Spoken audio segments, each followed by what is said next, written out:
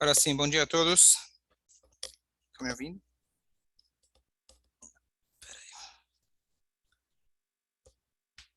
Bom dia a todos.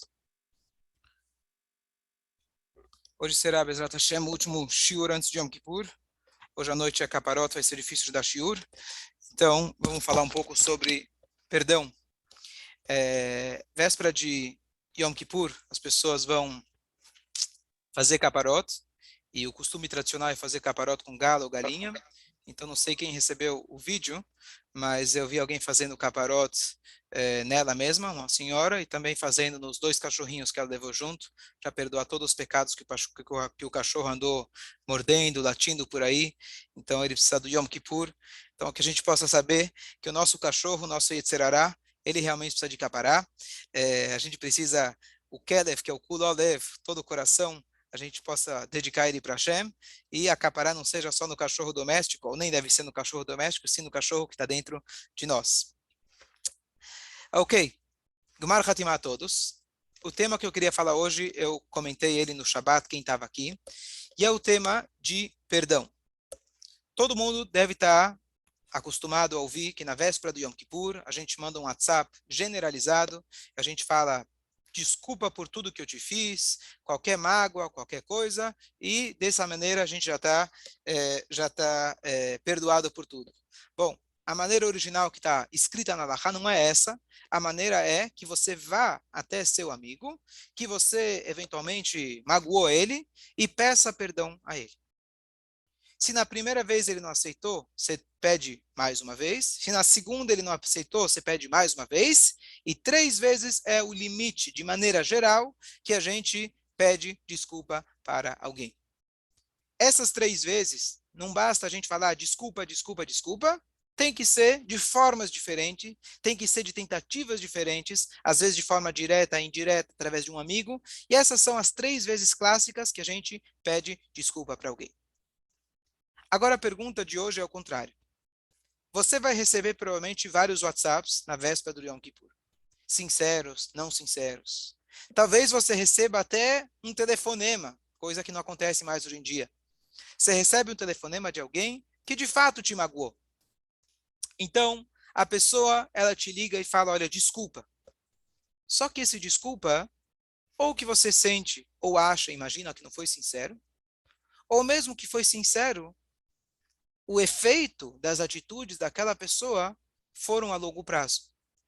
Tem uma consequência que não é tão fácil de eu conseguir falar, bom, eu esqueço aquilo que você me fez. Então, se alguém me trouxe um prejuízo, que por causa da palavra que ele fez, por exemplo, eu perdi minha reputação, eu perdi, Deus nos livre, meu trabalho, eu perdi algum amigo, não adianta agora sempre pedir desculpa. Como que eu consigo agora recuperar aquilo que você me fez perder? Então, sempre em Yom Kippur a gente fala sobre você sendo a pessoa que vai pedir desculpa, pedir perdão. Hoje eu queria falar o contrário. Como a gente pode aceitar o perdão?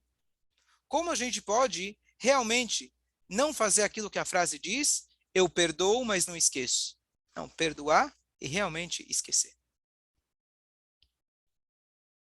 No Shabat, eu fiz a seguinte pergunta: quem na Torá é o protótipo, é o exemplo de alguém que realmente perdoou? Eu imagino que vocês sabem, mas a primeira pessoa respondeu, falou Deus. Aí eu falei, verdade. Deus, mas Deus é fácil. Deus é Hanun Hamarber Isloach. Deus é aquele que perdoa infinitamente. 3 vezes por dia a gente bate no coração, pelo menos, e a gente erra de novo, e Deus aceita de novo. Então, não sei se Deus é parâmetro para nós, porque Deus é infinito, então ele consegue perdoar, ele consegue o impossível. Mas, ao mesmo tempo, essa colocação foi importante, porque aquilo que a gente está querendo agora, aquilo que a gente está querendo agora, nessa época do ano, é que Hashem nos perdoe. E Hashem, ele funciona conosco igual que a gente funciona com os outros. Se nós perdoamos de coração, então a gente espera que Hashem também vai perdoar a gente completamente daquilo que a gente fez. Então, apesar que Hashem para nós, entre aspas, não é o modelo que a gente possa seguir de maneira, né? Mas a gente tem que lembrar que se a gente quer obter o nosso perdão, nós precisamos também pedir, aceitar, saber aceitar o perdão de outras pessoas. Então, a Paula já colocou aqui, muito bem falado, que o protótipo, o exemplo de perdão na Torá é o Yosef com os seus irmãos. Então vamos ver, eu queria começar lendo com vocês primeiro, a parte da lei judaica, o que a Torá fala para a gente em relação à véspera do Yom Kippur. Estou lendo aqui para vocês, praticamente palavra por palavra, o Código de Leis Judaico, na passagem, na seção chamada Orach Chaim, que é a seção das coisas do dia a dia, e ela está no capítulo 606. Capítulo 606 do Código de Leis Judaico fala o seguinte: as transgressões entre o homem e o seu amigo, o Yom Kippur, ele não perdoa, até que você peça perdão para o seu amigo. Mesmo que você provocou, machucou ele com palavras, você deve, na véspera de Yom Kippur, pedir perdão. Se a pessoa não aceitar, não se apaziguar na primeira, você volta, vai uma segunda e uma terceira.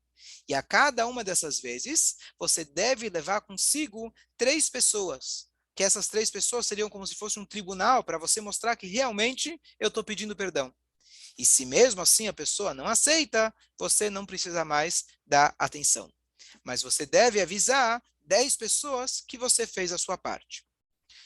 Só a questão aí das 3 pessoas, 10 pessoas, às vezes você pode acabar constrangindo a pessoa se você for com muita gente. Então, o ideal é você realmente, de forma privada, etc. Se for uma coisa mais severa e você vê que a pessoa não está aceitando, é uma coisa pública, etc., então você deve levar a 3 ou 10 ou 3 pessoas para te acompanharem, etc. Se for o seu mestre, você deve ir mais vezes, não tem o limite de 3. E agora vem a parte que a gente vai analisar hoje.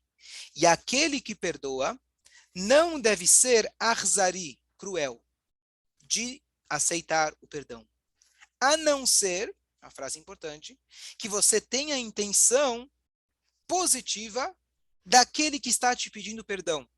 Ou seja, Yosef, usando o exemplo do Yosef, vocês lembram que no início da história ele não se identificou como Yosef. Ele fez toda uma trama para que o cenário que aconteceu com ele muitos anos antes se repetisse com outro irmão, com Binyamin. Então ele falou, olha, voltem para casa, tragam seu irmão menor. E depois ele foi lá e acusou o irmão menor, fingindo que ele tinha roubado. E ele falou, vou ficar com o irmão menor. Para que ele fez tudo isso? Ele queria ver se a tshuva deles era sincera. Porque muitos anos antes eles tinham vendido o irmão. Vendido o filho da Rachel, aquele filho querido. Será que agora eles iriam fazer tshuva sincera? Mas, de maneira geral, eu não posso ser, eu dei um shur longo sobre isso, posso mandar depois, mas sobre essa ideia, por que Yosef ele se viu no papel de fazer isso? Mas ele era um tzadik, ele se viu no papel, na função de colocar os irmãos à prova. A gente não deve colocar alguém à prova, mas se você realmente vê que aquilo não é sincero, você pode ser um pouco mais rígido para aceitar o perdão. Ok, até aqui. Vamos parar por aqui, tem mais coisas na Halachá, mas vamos concluir por aqui. E a pergunta é, como a gente aceitar o perdão? Vamos então usar o exemplo que a gente falou na Torá. Yosef, só para relembrar, ele era o filho do nosso patriarca Yaakov, ele era o filho menor na época, que era o filho da esposa querida Rachel, aquela que demorou muito para ter filhos. E logo depois que nasceu o segundo filho dela, Binyamin, ela faleceu. Então Yosef ele se tornou órfão pequeno. Passa um tempo, o pai dá prioridade para ele, preferência para ele, e os irmãos ficam com ciúmes, e eles jogam ele no poço cheio de cobras e escorpiões. Depois eles mudam de ideia e falam, não, não vamos ser tão cruel assim. Aliás, primeiro eles queriam matar, depois eles colocaram no poço. Depois eles falaram, vamos ganhar um trocado. E era só um trocado. Venderam ele por valor de 20 moedas, que é um valor vergonhoso. E aí ele se tornou escravo na casa de Potifar. Lá na casa de Potifar ele foi acusado de assédio. E ele foi para a prisão por muitos anos, mais de uma década. Tudo isso ele sofreu por causa dos irmãos. O que você espera de um irmão que sofreu tantos anos na vida dele? Vai dizer que ele vai perdoar? Você vai dizer que ele vai esquecer? É uma coisa difícil. Você pode pegar o Yosef como exemplo? Tudo bem, mas Yosef era tzadik. Como que eu posso? A gente, Baruch Hashem, acredito que ninguém tem um irmão que quis matá-lo, que quis vendê-lo. por coisas muito menores. A gente não consegue perdoar. O que a gente pode extrair da história de Yosef? Se a Torá contou para a gente, deve ser que tem uma lição para a gente. O que eu posso extrair da história de Yosef que realmente possa chegar no Yom Kippur com o coração tranquilo, com o coração puro, sem guardar rancor? Como se diz, você guardar raiva de alguém é igual você manter um inquilino na sua casa sem pagar o aluguel por muitos anos. E não só isso, ele está te incomodando constantemente. Então, como a gente manda esse inquilino embora? Essa é a pergunta de hoje. Se a gente for olhar na história de Yosef, eu queria hoje dar duas sugestões. As duas sugestões elas aparecem de forma sutil na história de Yosef, e as duas sugestões são elaboradas no livro Tânia, do Alter Rebbe, escrito há 200 anos atrás. A primeira sugestão, digamos assim, é mais fácil, e a segunda é um outro nível. Mas eu acredito que com um pouco de meditação, nós conseguimos pelo menos ter um pouco disso, de realmente erradicar um sentimento negativo de alguém que te magoou. Eu tenho certeza, cada um aqui deve ter alguma lembrança de quando você era pequeno na escola, alguém que te falou uma palavra, algum professor que te magoou, algum amigo, alguma amiga, alguém que te deixou uma marca que até hoje você lembra. Como se diz, qual a diferença entre uma criança e um adulto? A criança, eu digo por experiência, ela pode virar para o irmão e ela fala: eu nunca mais vou falar com você. Eu nunca mais vou brincar com você e eu nunca mais vou te emprestar nada. Não passam 3 segundos, eles já estão amigos de novo. Adultos, se alguém faz um comentário que te deixa chateado, 45 anos depois, no Brit Milá do neto, você pode fazer questão de não convidá-lo. E às vezes você nem lembra mais o que a pessoa fez. Mas o adulto tem dificuldade em esquecer. Então a pergunta de hoje, e o tema é como a gente se torna um pouco mais criança. Como a gente se torna um pouco mais ingênuo e usar nossa memória para coisas boas e apagar da nossa memória essas mágoas que ficam no nosso coração. Então vamos lá. Yosef, eu vou começar a passagem de Yosef do final da vida, do final da história de Yosef, para o começo da história de Yosef. Qual é o final? O final é depois do falecimento de Yaakov. Yaakov, vindo, ele falece. E os filhos, eles começam a ter medo. E eles pensam o seguinte, olha, Yosef foi muito bonzinho com a gente.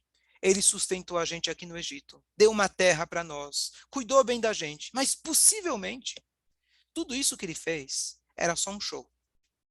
Ele fez um teatro em honra e carinho ao nosso pai. Nós temos todos o mesmo pai. Enquanto ele viveu, o Yosef tratou a gente bem. Mas agora que papai faleceu, é possível que Yosef ele vai se vingar da gente. E eles chegaram e inventaram uma história para o Yosef. Eles chegaram e falaram, Yosef, papai antes de morrer fez um pedido. Mentira, não fez. O papai ele disse para você nos perdoar. Trata a gente bem. E quando Yosef ouviu isso, ele começou a chorar. Ele falou, eu nunca pensei em fazer mal para vocês.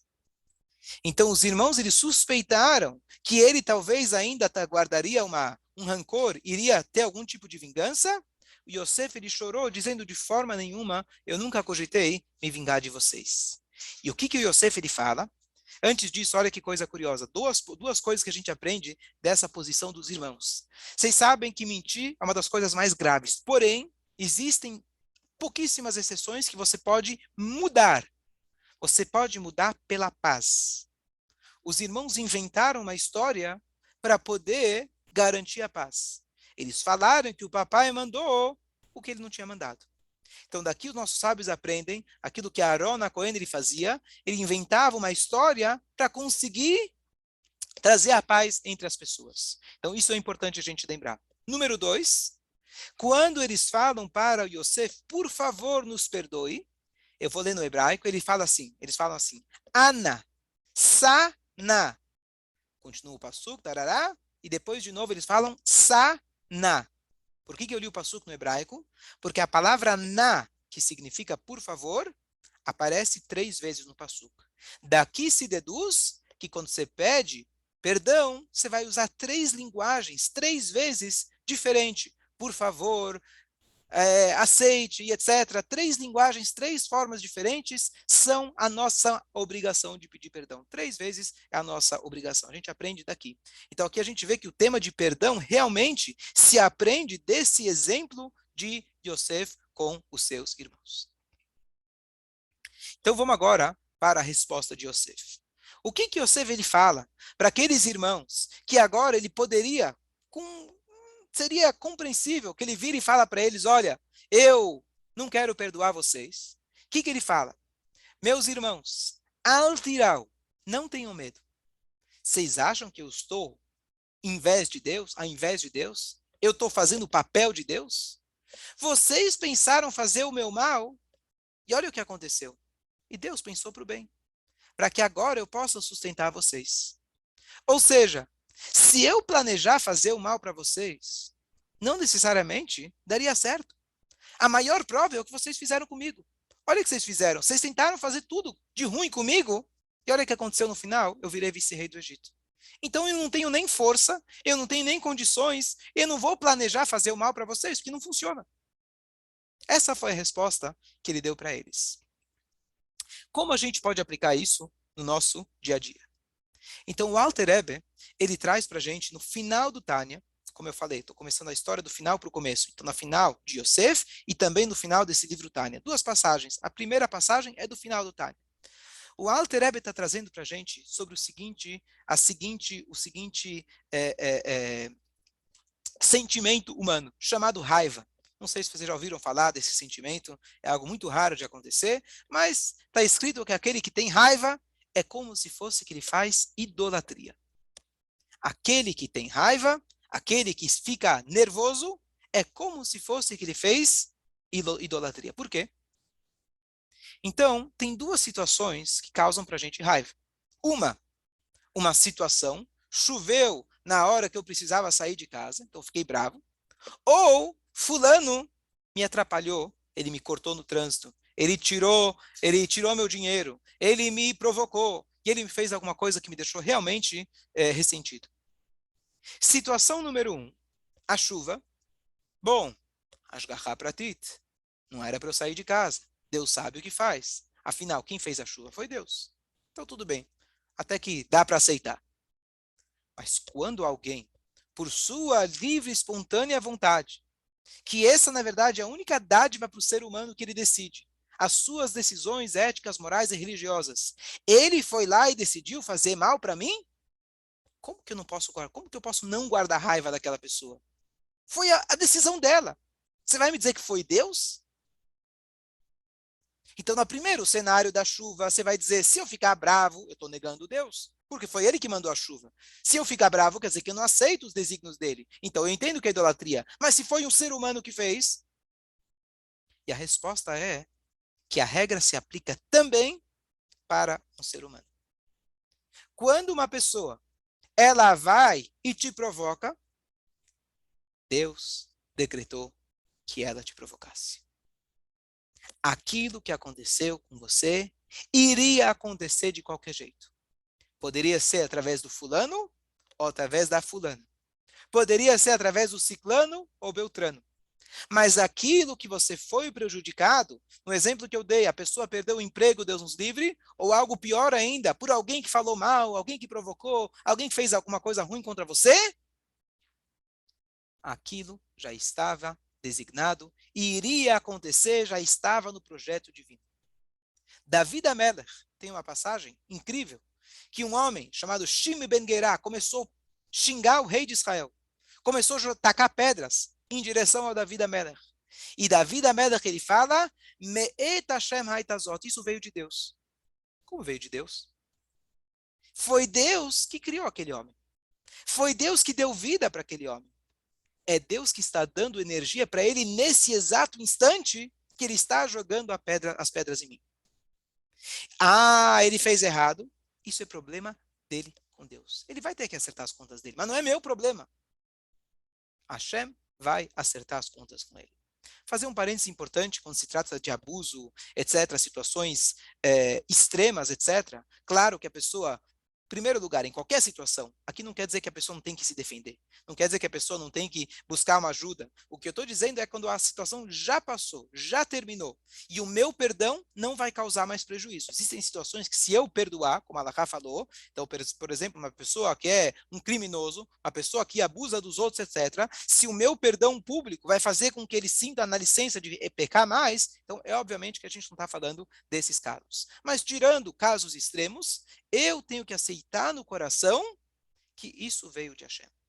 Aquilo que aconteceu comigo veio de Hashem. Caso contrário, eu estou fazendo o conceito da idolatria. Esse conceito, eu acredito que vocês já devem ter ouvido, não é tão, não é tão estranho para a gente, claro que não é fácil de aplicar, mas esse pensamento talvez seja mais conhecido. Antes de eu continuar, vou abrir para se alguém tiver perguntas, comentários aqui no Zoom, ou se alguém quiser pode escrever também aqui no Instagram. Ok, continuando. Então, na história de Yosef, nós temos agora um segundo nível. O segundo nível é, alguém pode dizer, bom, eu já tirei do meu coração, eu esqueci aquilo que ela fez, está tudo certo. Mas, quando eu pego uma borracha e eu apago o meu caderno, fica uma marca. Eu já apaguei o que ele fez, mas eu lembro o que ele fez.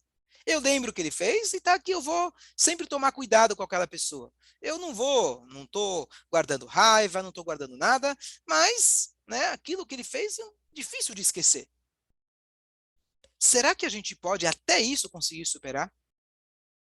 Será que a gente pode até reconhecer que não somente que a pessoa não fez mal, foi Deus que mandou para você? Será que aquilo fez um bem para você? E olha que interessante. No início da história de Yosef, a gente vê algo curioso.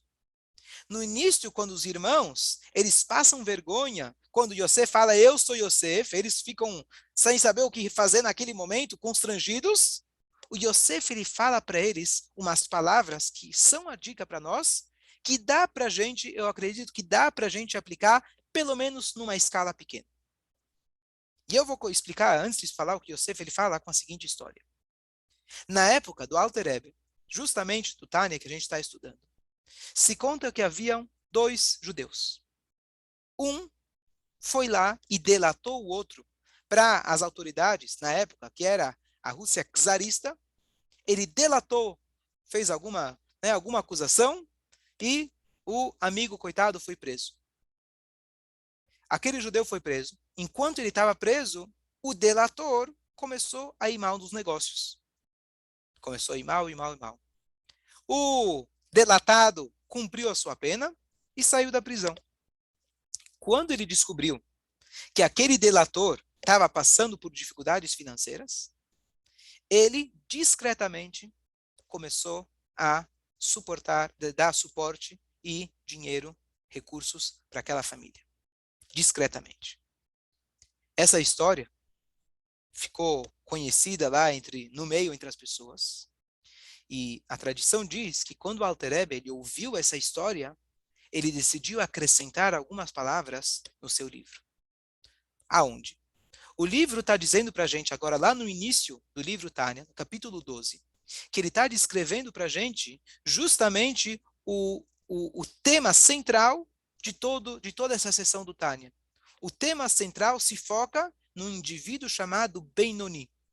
Benoni, para traduzir de forma simples, para quem não conhece o Tânia, é o protótipo praticamente de um tzadik. É uma pessoa que tem o autocontrole total e absoluto da sua mente, das suas ações, da sua fala. Então, Alter Rebbe está dizendo como pode uma pessoa comum chegar a tentar ser um Benoni, tentar tirar qualquer sentimento negativo, ressentimento, raiva que você tem de uma pessoa que te fez uma coisa ruim. Então, primeiro ele fala, controla teu pensamento. Tira isso do pensamento. Segunda coisa, haja com atos de forma contrária. Ou seja, tirar aquele ressentimento, aquilo que ficou gravado no coração, a gente às vezes não tem esse domínio. Precisa ser um tzadik gamur. Mas, para você conseguir superar isso, diz o Alter Rebbe, tenta ter o controle mental e faça uma atitude contrária. E essas palavras foi o que ele acrescentou, 5 palavras que ele acrescentou depois dessa história. Ela aderaba. Pelo contrário, não somente você não guardar raiva, tirar isso da cabeça, ligmol lechayavim tovot. Fazer o bem para aqueles que são chayavim, aqueles que não merecem. Igual que está escrito no Zohar, conclui o Alter Rebbe, aprender do Yosef com seus irmãos. Agora, como eu posso fazer isso? Você pode até me dizer, bom, eu vou estar, tudo bem. Aquele cara que me fez tão mal, eu vou comprar um presente e mandar para ele de forma discreta. Quando ele precisar de alguma coisa, eu vou fazer o contrário. Dá para a gente mudar as nossas atitudes. A gente consegue, o problema é o sentimento, mas as atitudes até, talvez dá para eu fazer. Mas qual é o pensamento? Qual que é a filosofia que está por trás? E com isso a gente vai concluir. O Yosef, ele vira e fala para os irmãos. Ve'ata lo atem shelachtem oti reina. E agora, quando os irmãos eles se viram e falam, não, né, eles começam a se ficar constrangidos, ele vira e fala, não foram vocês que shelachtem. O que é shelachtem? Mandaram. Ou seja, Yosef em nenhum momento ele se sentiu como uma vítima. Ele se sentiu como alguém que foi shelachtem, alguém que foi mandado, enviado numa missão. Qual foi o segredo de Yosef? Como que ele conseguiu ter tanto sucesso sendo escravo? Como ele conseguiu vir do fundo do poço e se tornar o vice-rei do Egito? Em todo momento, ele se enxergou como um enviado de Hashem. Não é que eu caí no poço, me jogaram no poço. Contrário. Eles foram os enviados divinos, como a gente falou antes, para poderem me ajudar a eu cumprir a minha missão da melhor maneira possível. Quando ele estava na casa do Potifar, ele entendeu que lá era a missão dele. Quando ele estava na prisão, ele tinha tanta capacidade de entender que lá ele estava numa missão, que ele foi capaz de olhar nos olhos lá do padeiro e do copeiro e ver que eles estavam sofrendo. Quem numa prisão consegue olhar para o olho do outro e ver o sofrimento do outro? Se você está como vítima, você não tem como olhar o sofrimento do outro. Se você entende que você nunca é uma vítima, você está sempre numa missão divina, você vai virar e vai agradecer, pelo menos na teoria, para aqueles que te trouxeram as dificuldades. Eu recebi um vídeo de WhatsApp, não judaico, mas dá para ver que isso veio da história de Yosef. Um homem muito musculoso estava dirigindo seu carro, ele era o campeão de boxe mundial, e de repente alguém para ele na rua pedindo um trocado. Ele abre a janela, e ele olha nos olhos daquele cara, e a memória para ele volta imediatamente. 32 anos antes, aquele homem que está pedindo dinheiro para ele, fazia bullying com ele. Quebrava o óculos dele, envergonhava ele na frente dos amigos, fazia de tudo. E eles trocaram os olhares, e de repente aquele que veio pedir dinheiro saiu correndo. Ele ficou com medo da vingança. E o boxeador foi atrás dele, correndo, correndo, até que ele alcança, chega numa parede, e aquele que fazia o bullying, ele começa a implorar, por favor, eu tenho filhos, me ajuda, não me faz, não me mata. E naquela hora o boxeador, ele tira um bom cheque do bolso, entrega na mão do cara e fala, isso aqui é para você. Ele fala, como? Como assim? Você não vai me bater? Ele fala, não. Quando você fez o bullying comigo, eu sofria tanto que meu pai decidiu me colocar numa academia. E foi graças a você que eu me tornei o campeão mundial de boxe. O pensamento é fácil, a aplicação dele é difícil. Mas a ideia é a gente chegar no Yom Kippur aceitando as duas formas que a gente falou. A primeira, tudo o que acontece, mesmo quando vem de uma escolha de um ser humano, isso veio de Hashem. Número 2, não só que veio no acaso, veio de Hashem. E o que eu faço agora? Se veio de Hashem, significa que isso faz parte da sua missão. Você é maior do que aquela dificuldade que a pessoa te colocou. Pelo contrário, aquela dificuldade só apareceu para o teu bem. Então nós seríamos capazes de olhar para aqueles que nos causaram mal e agradecer, falar, graças a você eu me tornei uma pessoa melhor. Foi graças às dificuldades que você me colocou que eu consegui explorar o melhor de mim mesmo. Um Gmar Hatimah Tová a todos, bom jejum, que a gente não precisa de jejum, se Deus quiser, com a vinda de Mashiach, não sei se vai mudar o jejum ou não, mas que a gente possa, se Deus quiser, comprar o Beit HaMikdash. Se alguém tiver dúvidas, comentários, pode postar aqui no Instagram, ou pode mandar aqui, pode falar aqui no Zoom. 1 minuto de palavra, dá tempo ou não? 1 minuto, dá?